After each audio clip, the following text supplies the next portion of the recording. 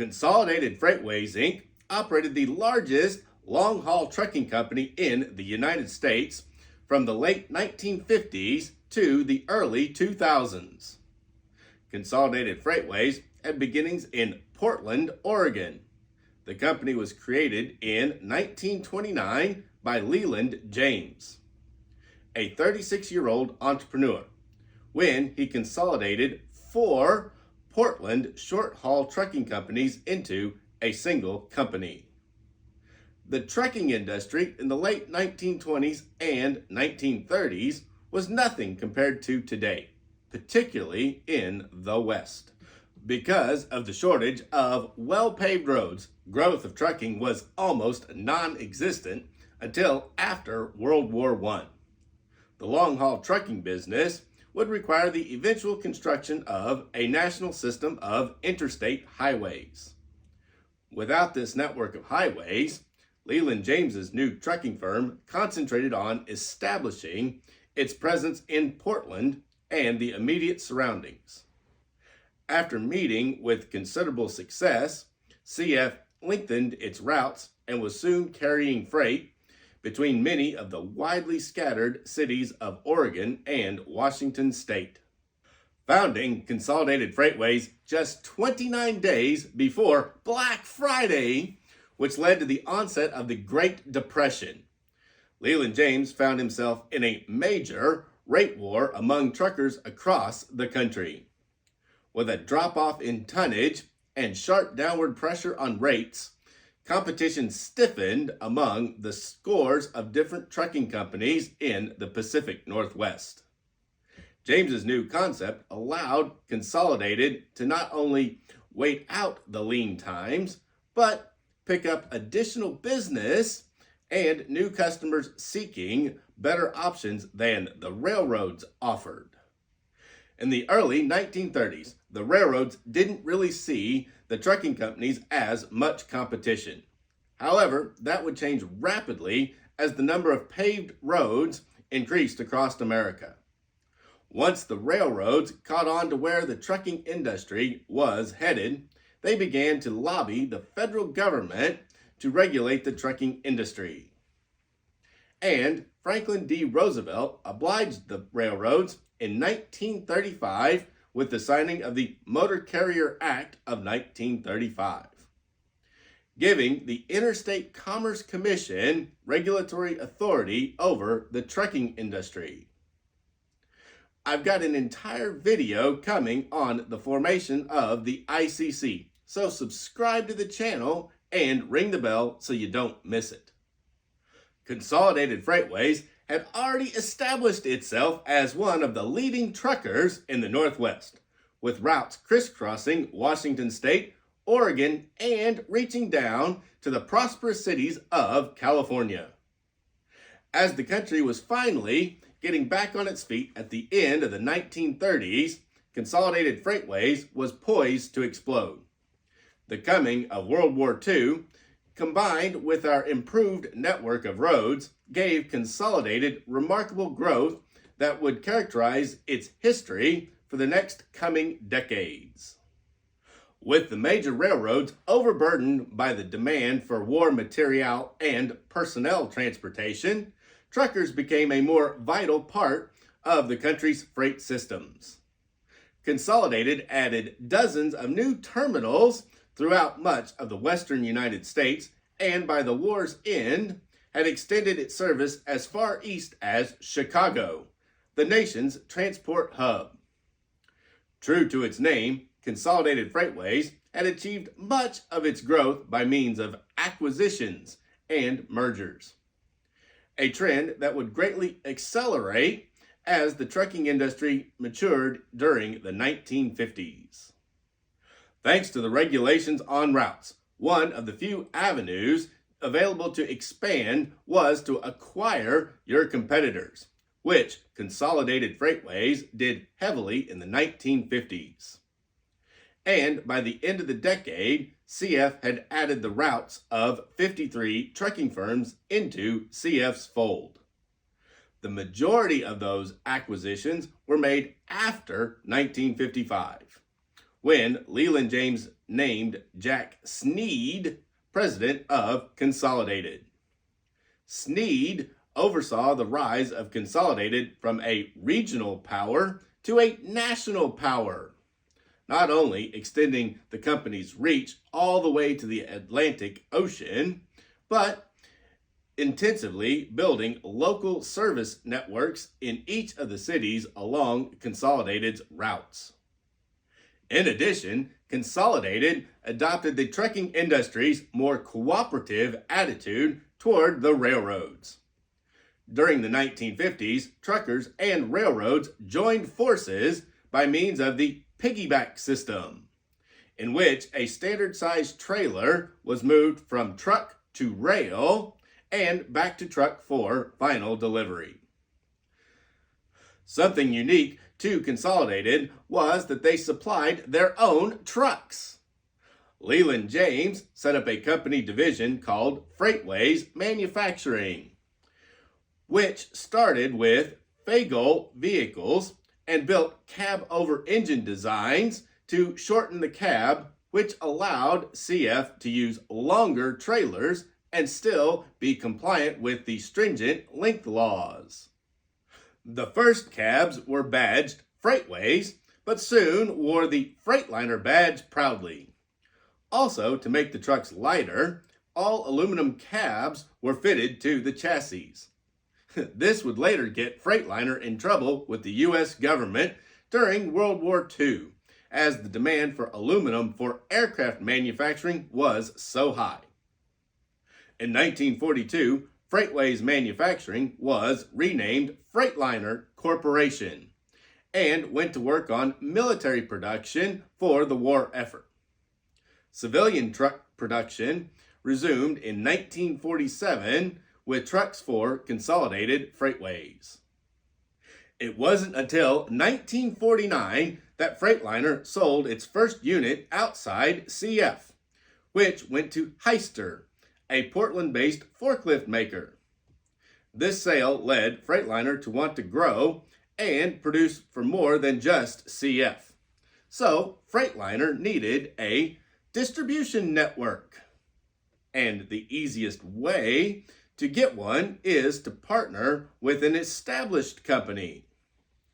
Freightliner found a partner with White Motor Company of Cleveland, Ohio in 1951 and entered a marketing agreement where White Motor dealers would sell Freightliner COEs under the nameplate of White Freightliner. Thanks to this agreement with White Motors, CF had a major advantage over their competitors by having brand new trucks at the lowest possible cost. Interestingly, the tractors produced for Consolidated Freightways were badged only as Freightliner.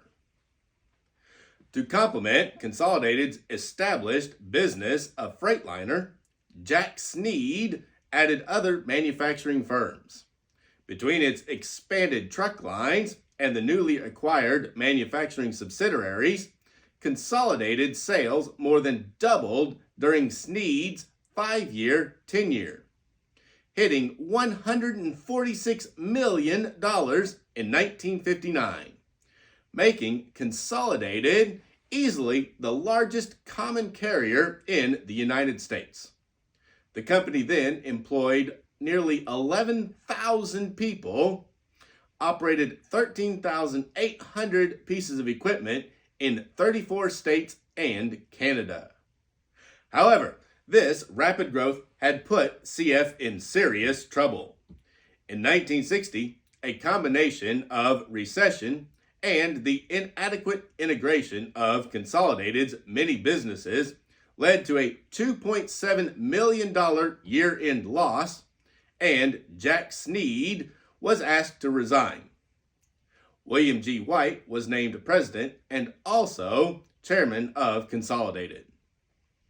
White found that Consolidated's many acquisitions had been only rudimentarily integrated and that several of the non-trucking businesses were performing poorly. The new chief executive began a drastic program aimed at correcting both problems. The most important company-saving decision White made was to make CF a specialist in LTL freight. LTL is generally more difficult than truckload shipping, requiring a higher level of coordination and efficiency from both staff and equipment. But Consolidated had already established a reputation in the field, and White decided to make LTL the company's own niche. Along with these changes in the trucking business, White sold off a number of Consolidated's peripheral companies. The combined effect of these steps was outstanding. CF's revenue increased about 15% per year during the 1960s, and operating profits remained consistently above industry norm. In 1969, Consolidated again ventured into the seaborne container business, this time paying $25 million for 51% of Pacific Far East Line, Inc., one of the pioneers in Pacific container shipping. In 1970, it entered the new field of air freight by forming CF Air Freight, with initial service between 3 cities. Consolidated thus became one of the first companies to offer the beginnings of a true intermodal system, able to transport containers by truck, rail, air, or sea. Freightliner became increasingly dissatisfied with the sales effort it was receiving from the White motor dealerships, and in 1977, it severed the 25-year-old relationship. As Freightliner began to build a network of its own dealers and agents, they found themselves known as a builder of expensive premium trucks. This made it hard for Freightliner to compete with International Harvester. So, Consolidated made the decision to sell Freightliner to Daimler-Benz in 1981 for about $300 million. Daimler-Benz was already the #1 truck maker in the world, and buying Freightliner was the easiest way for them to tap into the U.S. market. Another reason Consolidated made the decision to liquidate their remaining non-freight carrying business came about in the form of new legislation passed in 1980. The Motor Carrier Act of 1980 deregulated the trucking industry, signed into law by U.S. President Jimmy Carter. For the first time since 1935, truckers were free to set their own rates.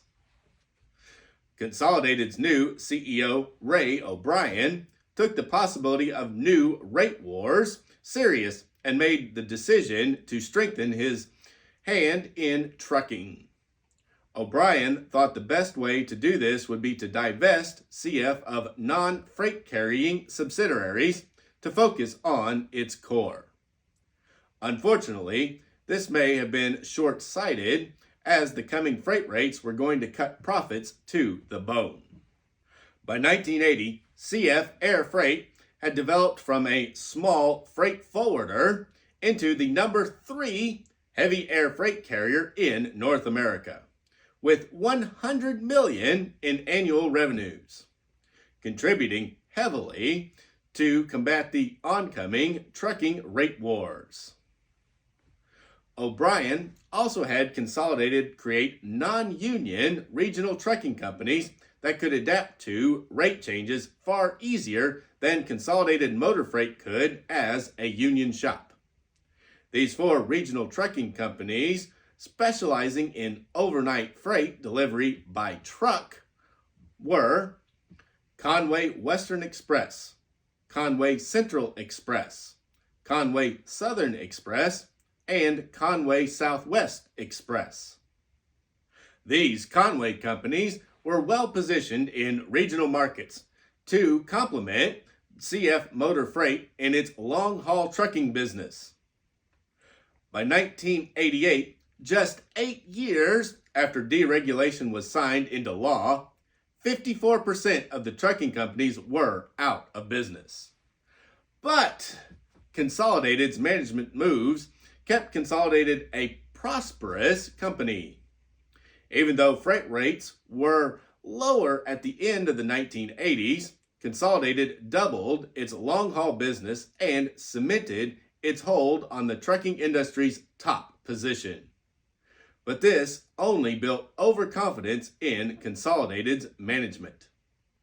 By believing their position as the top trucking company was a result of management's decisions during the 1980s, the new chief executive, Larry Scott, made the bold move to become the top leader in the air freight business. An ambitious idea with poor execution. Scott, instead of organically growing CF Air Freight, bought Emery Air Freight Corporation. On paper, Emery looked good, but once the ink was dry on the deal, Consolidated was faced with a harsh reality. Emery was heavily in debt thanks to one of their subsidiaries. And within the first 6 months, Emery was over $100 million in the red, which pulled Consolidated into the red. Consolidated ended 1990 with a $41 million loss and $614 million in assumed debt from one of Emery's subsidiaries. After some revamping by a new CEO, Emery was able to make a comeback and by 1995 was the air freight industry's most profitable firm. Unfortunately, Consolidated was facing other challenges in the 1990s. One of these was a Teamsters strike that lasted 24 days in 1994 and put a major dent in the company's annual revenues. Another was due to deregulation. Profit margins were cut to a meager 1.5%. To save the company, the union operation of CF Motor Freight was spun off in 1996 as Consolidated Freightways Corporation. Emery Worldwide, the Conway Companies, and Menlo Logistics were rebranded CNF Transportation and emerged with very little debt. CNF Transportation and Consolidated Freightways Corporation were operated very differently after the split. CNF was largely non-union, allowing for the ability to respond to market forces far easier than the union shop CF could. In 2000, Consolidated Freightways CEO Roger Curry retired, and Patrick Blake was announced as successor. Blake had 30 years with CF and delusions of grandeur in his turnaround plan.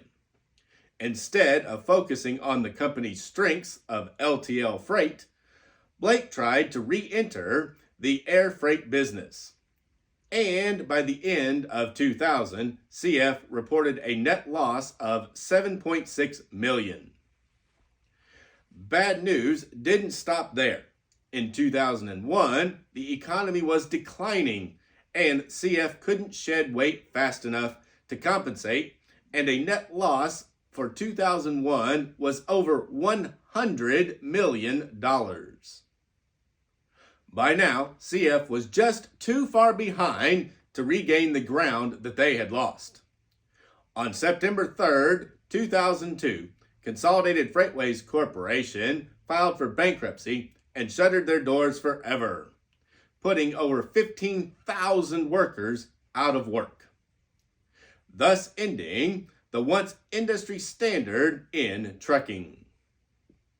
CNF Transportation then rebranded itself as Conway and remained a profitable business until 2015 when it was purchased by XPO Logistics, which continues LTL operations today.